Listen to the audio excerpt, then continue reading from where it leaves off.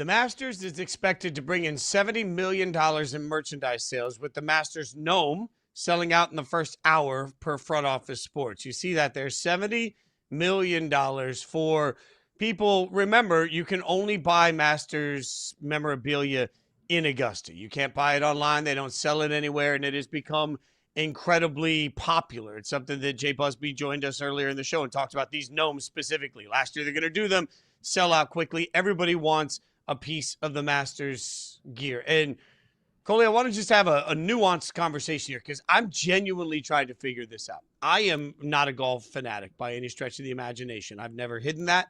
I understand it. We cover it as part of our job. That's what we have to do. So certainly we read and watch enough to make sure that we're educated to have conversations about what's going on at the Masters. But I'll be honest, I don't get it. I don't understand why there is such a flock to get merchandise for the Masters. And I'm not sure I fully understand the Masters. Like in a modern society where it feels like we as a society overall, we seem to want to have opinions about the 1% and celebrity and worship and all these things. Like the Masters represents a bunch of people most of us will never understand, a level of money most of us will never understand. You could call it exclusivity because that's being really polite to some of the past of the Masters, right? Like I'm looking across the board and I'm trying to figure out how the Masters overall has remained bulletproof when society's become so different in the way it views events like the Masters typically. Yeah, there's so many different avenues to go. By the way, I'm looking at this tweet on the screen. People basically were standing in those TSA pre-check lines trying to get these films. That is insane amount of time to be waiting for this. It does speak to exclusivity, but it speaks to something else. It speaks to access. It speaks to I've got the funds and the connections to make this happen. It speaks to a level of arrival. That's what I perceive when I look at the numbers that we're talking about, $70 million in merch sales, when I think about Masters merch in general. And I've got a unique connection to it, although I've never been on the grounds at Augusta National. I am from Georgia. I grew up in Atlanta. My family is from all parts of the state. And so I've been able to really see the development of the Masters throughout my life. I will note that when I was in high school, it seemed like that Monday after the Masters, a lot of the kids that I went to school with would come back with hats and polos and pullovers. And it was literally that opportunity to prove to their peers, hey, we did that. My family was able to do X, Y, Z. We were able to go to the Masters and yours didn't.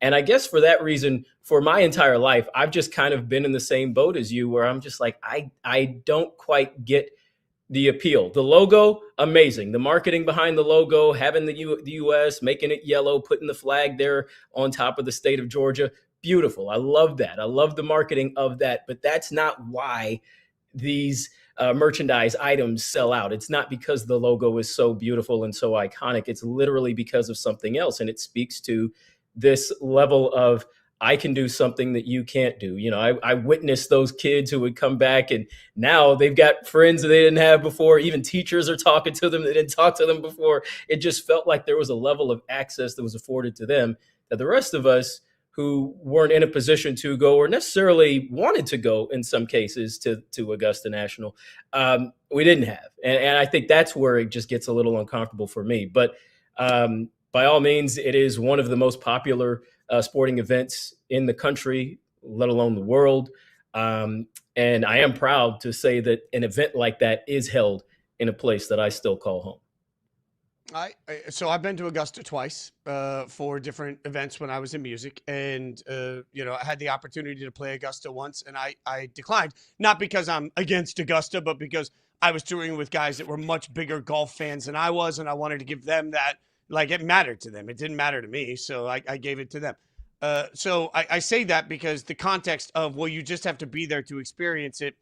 I've been there. And for me, it didn't resonate or hit me in some way that I was like, oh my God, I can't believe I'm here. But also, I'm not a golf historian. So I want to be clear here. I'm not here to yuck anybody's yum. One of Caroline's great sentences here. I'm not here to yuck anybody's yum. For people that love the Masters, I'm just trying to wrap my head around how it has remained so cherished when it slaps in the face of what so many people seem to be against right now. And by against, I want to be clear also.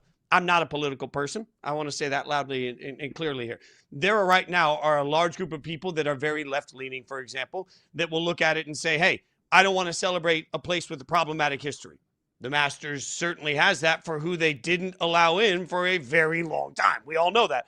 Then there's a group of people that might be particularly right leaning right now that are anti celebrity and wealth and celebrating people that have that level of things, that don't deserve it. So they want to just watch celebrities fall. Like that's the way. Fine. If that's how you are, fine.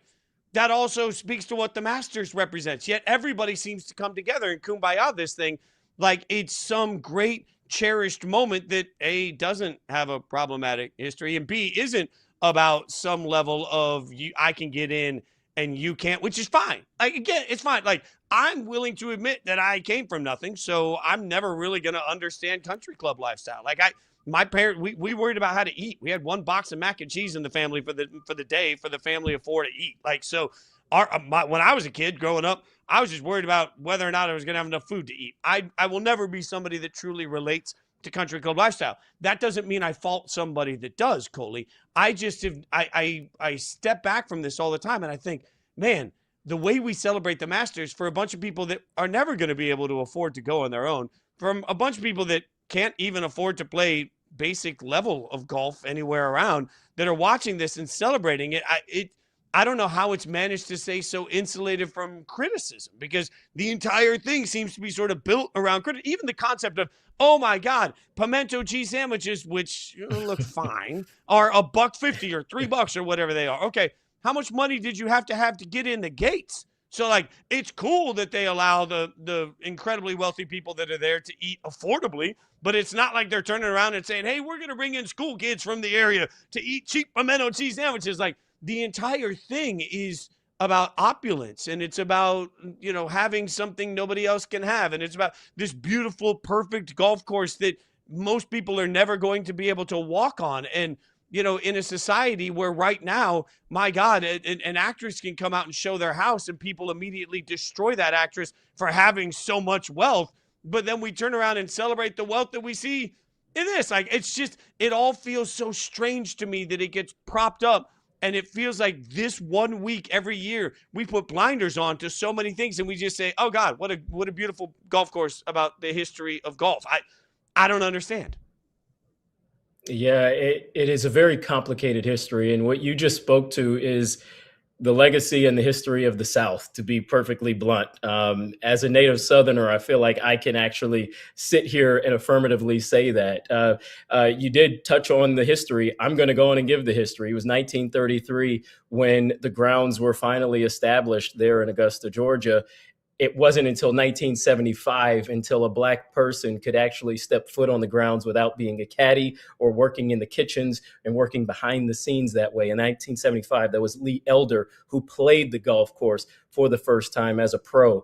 It wasn't until 1990 until a Black person became a member of Augusta National. 1990 was not that long ago. You and I were alive in 1990.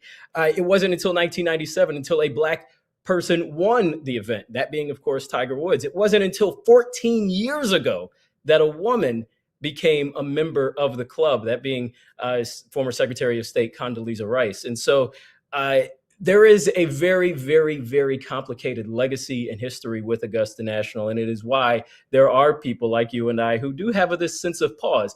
I also embrace it because, again, it is my home state. It is something that I'm proud of existing in terms of just the scope and the scale and the magnitude of this event. The grounds are beautiful. I've never been, but when I see pictures like this of that place, when I see Amen Corner, when I see all these beautiful holes with the tall trees and everything and the grass, like it embodies what you think a major sporting event should be.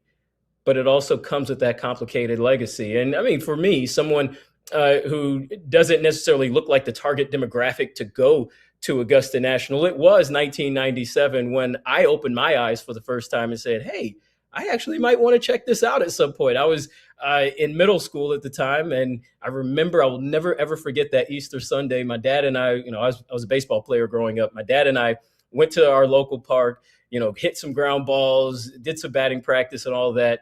But we raced back home because we wanted to see, did the young guy Tiger, did he make it to the end? Is he actually going to win this thing? And so we were able to get home in time to see the last 3 or 4 holes. Iconic memory that I will never ever forget, seeing him celebrate on the course, but then hugging his dad right away in celebration of that moment. And that was the moment for me where it clicked, like, oh, okay, maybe this sport is for me. Maybe Augusta actually is designed for me. One of my cousins, who actually lived in Florida at the time, he got more and more into golf and went to a college on a golf scholarship. And a large part of it was because of that moment. So I say that it's a complicated history, yes, but it also had that moment, although that's one moment, but it had that moment that did allow an opportunity for Augusta National to be transformed. I just wish that the country club itself, I wish that the tournament itself would allow more of those moments to take place. And that's, of course, that's an on-course golfers type of moment. But I just wish that the collection cultural body around the sport itself, around the tournament, I should say itself, that allows more of those Tiger type moments in 97 to bring more people in. Because to your point, we are being so much more interconnected as a society and as a global society now more than ever. We shouldn't have these types of things that separate us socioeconomically, economically, racially, what have you, gender, what have you. I'd really like to see a little bit more of that. But again, complicated legacy, a legacy I'm still proud of just because of my native roots. Well, and look, as you and I talked even before we came on air with this, I can never speak to what your experience with the Masters is, and I never would try to. I think, I look at this and I want to make clear to everybody, I come to this with a very open heart. My question is not, why are we celebrating the Masters, said with that tone. My question is genuine.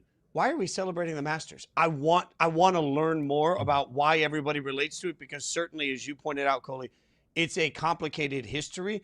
And part of that story is also about the growth and the fact that there's been tremendous change. I want to give credit to all of that.